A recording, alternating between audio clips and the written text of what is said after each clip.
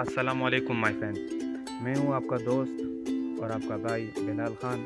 आज हमारा जो सबक का उन्वान है वो है खुलिया यानी सेल और उसके अक़साम।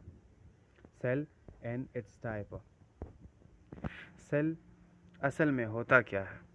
तो दुनिया में जितनी भी चीज़ें हैं, छोटी से लेकर बड़ी और बड़ी से लेकर छोटी, वो हर चीज़ किसी न किसी स्मॉलेस्ट यूनिट या ब्लॉक से बनी होती है। मिसाल के तौर पर एक घर है, तो घर का जो बिल्डिंग ब्लॉक्स होते हैं यानी उसका जो मेन यूनिट जिससे घर बना होता है वो होता है ईंट यानी ब्रिक्स। इसी तरह उसमें और भी चीज़ें इस्तेमाल होती है, लेकिन मेनली वो बना होता है पत्थर से या ब्लॉक से बना होता है। तो इसी तरह जितने भी दुनिया में लिविंग ऑर्गेनिज्म है वो बने होते हैं सेल से। लिविंग ऑर्गेनिज्म क्या असल में क्या है? लिविंग ऑर्गेनिज्म हर वो चीज़ है जो सांस लेती है यानी गैसेस एक्सचेंज करती है। गैसेस एक्सचेंज मीन कि एक गैस को इंटर करती है और दूसरे को एक्सपेल करती है, तो उसको कहते हैं गैसेस एक्सचेंज। इसके अलावा वो मूवमेंट भी कर सकता हो और रिप्रोडक्शन भी कर सकता हो, तो उसे लिविंग ऑर्गेनिज्म कहते हैं। तो दुनिया में जितने भी लिविंग ऑर्गेनिज्म है वो बने होते हैं सेल से। Cell is a basic structural and functional unit of an organism. Cell एक बेसिक स्ट्रक्चरल और फंक्शनल यूनिट होता है ऑर्गेनिज्म का। इस डिफिनीशन में दो चीज़ें हैं, एक बेसिक स्ट्रक्चरल यूनिट, दूसरा फंक्शनल यूनिट। तो हम एक एक करके पढ़ेंगे कि किस तरह cell as a basic structure unit के तौर पे काम करता है और साथ में ही फंक्शनल यूनिट के तौर पर काम करता है। तो सबसे पहले पढ़ते हैं स्ट्रक्चरल यूनिट के तौर पर किस तरह काम करता है। स्ट्रक्चरल यूनिट का मतलब ये है कि ऑर्गेनिज्म के जितने भी स्ट्रक्चर्स हैं, चाहे वो ख़ास हो या आम हो, वो बने होते हैं सेल से।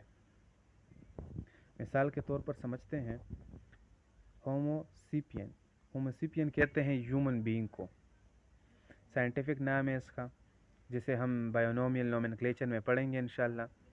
ये एक किस्म का सिस्टम होता है जिसमें हर लिविंग ऑर्गेनिज्म को दो नाम दिए जाते हैं।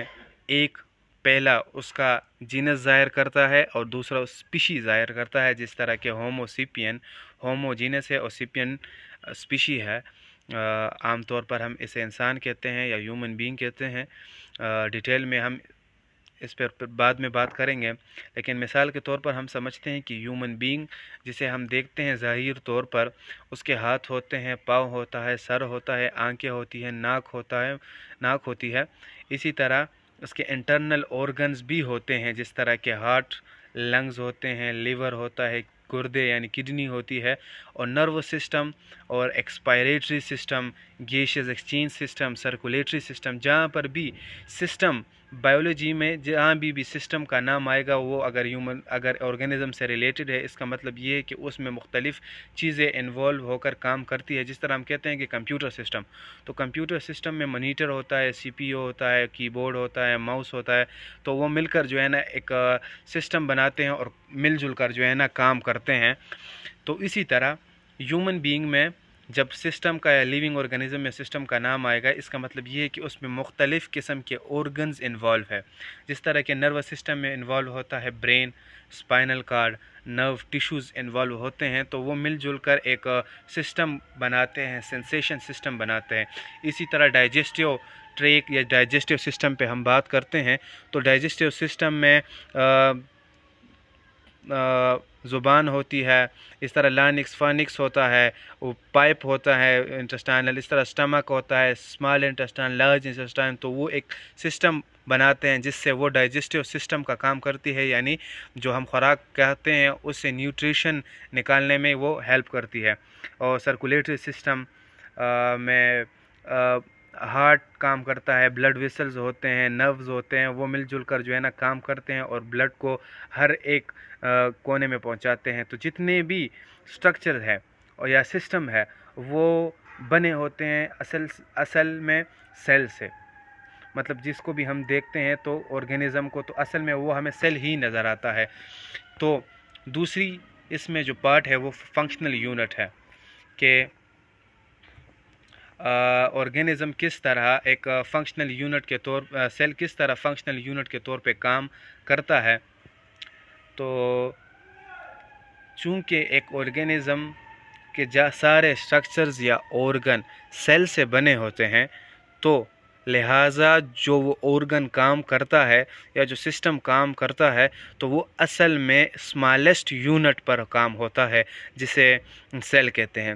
مطلب اصل میں وہ کام سیل میں بہت سے سیلز میں ہو رہا ہوتا ہے جو ہمیں دکھتا ہے کہ بھئی یہ آرگن سے ہو رہا ہے. جس طرح کے بلڈ ریپیئرنگ، تو بلڈ ریپیئرنگ ہوتا ہے لیور میں، تو وہ اصل میں سیلولر بیسس پہ ہوتا ہے.